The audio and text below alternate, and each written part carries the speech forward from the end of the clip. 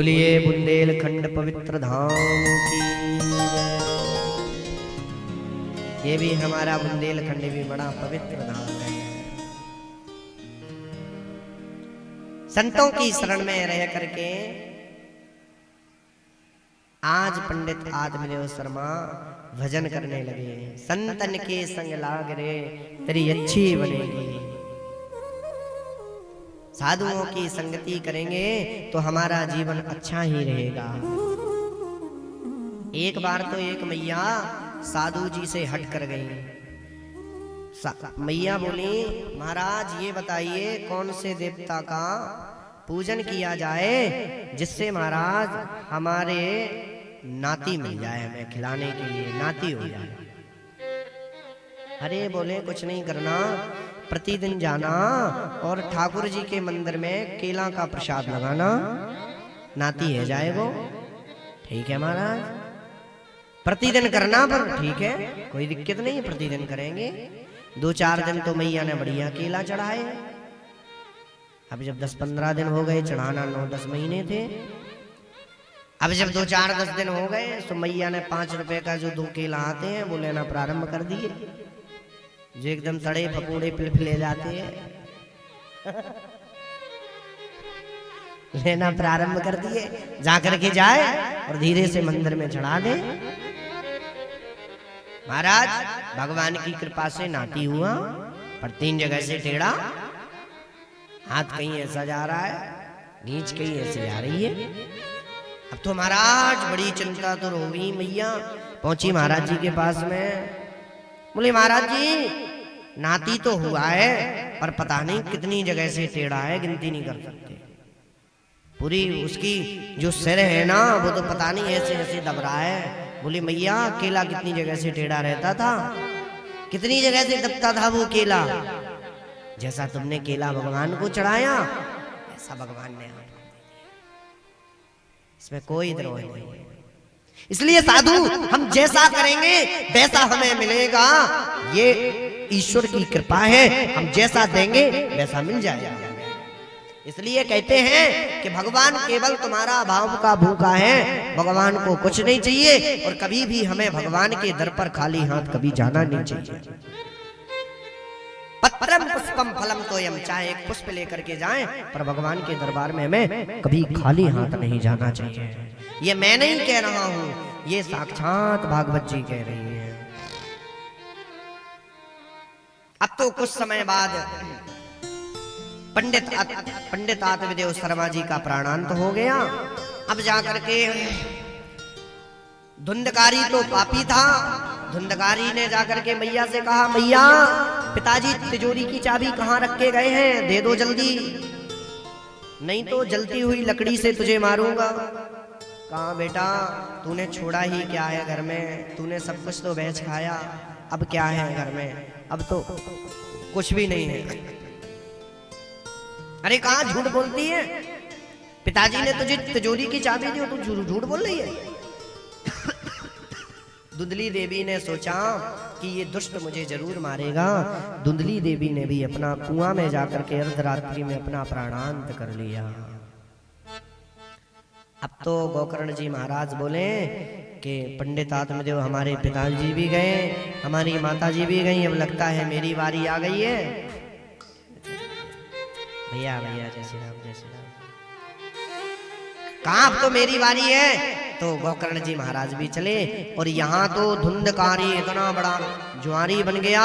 3-3 गड़काओं को उसने अपने घर में रख लिया। खूब चुरा करके धन लाता, उन स्त्रियों को देता,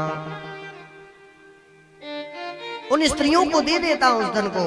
अब जब उस धन को देता, एक दिन 3 स्त्रियों ने कहा कि एक ना एक दिन अगर ये पकड़ जाएगा तो निश्चय ये राज्यसभा में मेरा नाम ले लेगा, हम लोगों का नाम ले लेगा ये।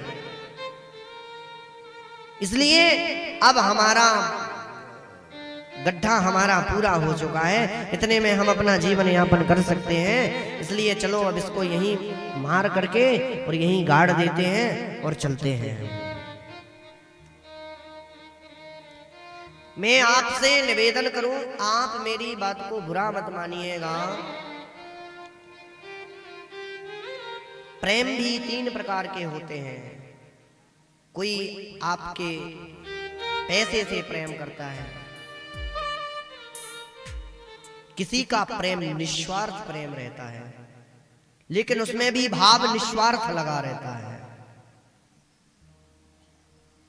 और किसी का प्रेम आपके शरीर और चेहरे के ऊपर प्रेम रहता है। और हम केवल प्रेम, साधु आपसे निवेदन करूं, काम वासना के लिए प्रेम करते हैं।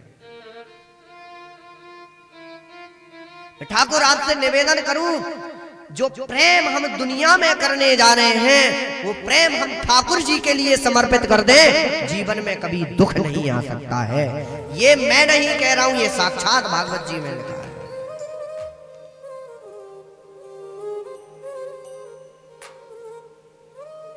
जो समय हम दुनिया को देते हैं वो समय एक नजर हम अपने ठाकुर के लिए दे दें, हम जीवन में कभी परेशान ना हो।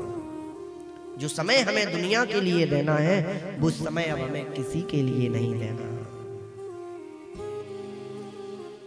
क्योंकि दुनिया, ये जो लोग, ये जो पैसा, ये जो मोह है,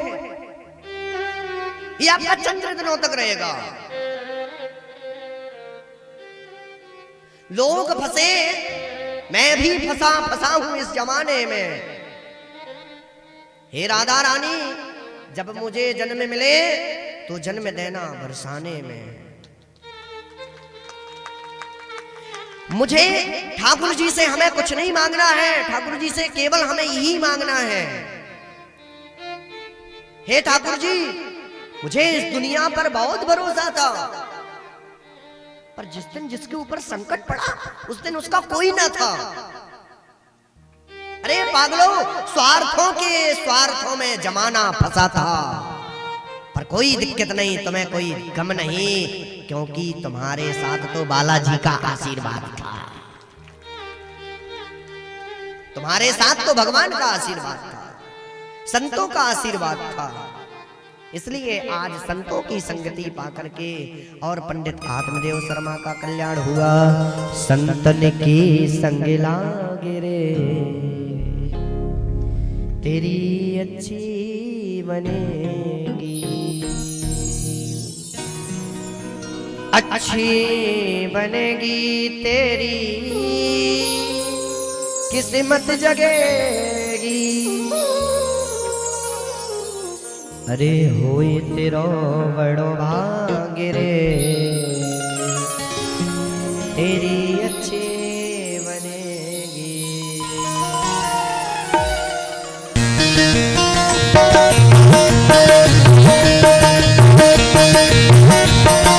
पीछे वाले भी मस्ती तो हरो।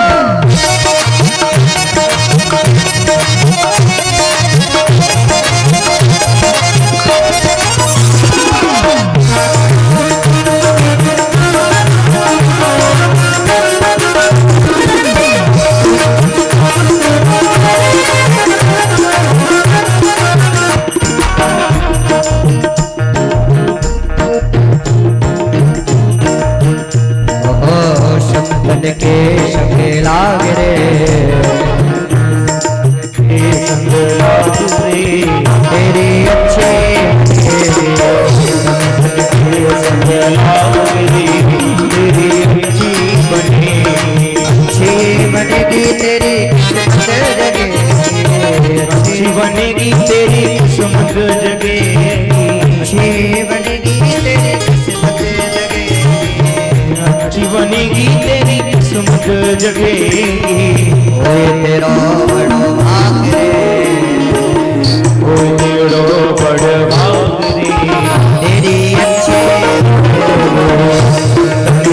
संग लाग रे, तेरी अच्छी बनेगी, संग के संग लाग रे, तेरी अच्छी बनेगी, संग के संग लाग रे, तेरी अच्छी बनेगी। हम भी सेवा करेंगे संतों की, आपको भी करना। हरि बोल।